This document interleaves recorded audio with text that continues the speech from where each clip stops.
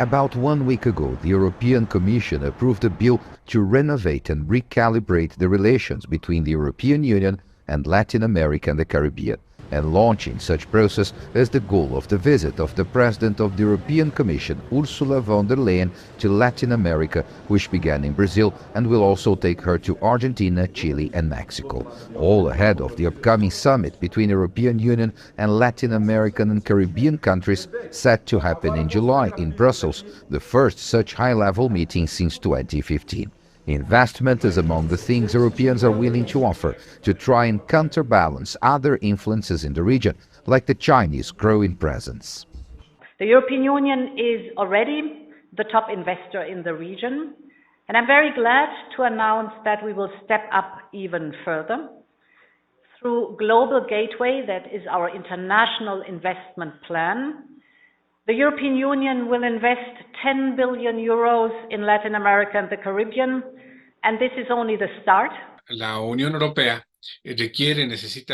The European Union needs Latin America now, because the invasion of Ukraine increased the prices of agricultural products, especially the grains produced in the region.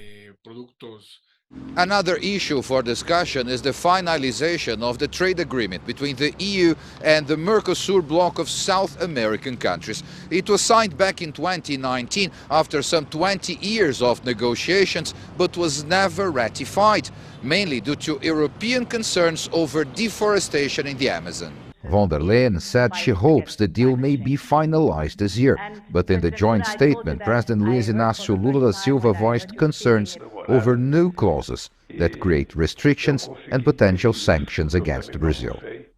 The basis is that there must be mutual trust between strategic partners, and not distrust and sanctions. The European Union has passed laws that effectively change the balance of the agreement. And now with the prospects of the EU agreement to come into force, obviously most of the trade that the EU is going to benefit with Mercosur countries concentrates in the Brazilian market. So also reinforcing bilateral ties with Brazil is important to benefit the most from the EU-Mercosur agreement once it comes into force.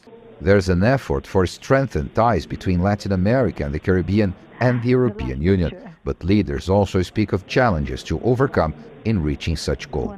Paulo Cabral, CGTN, São Paulo.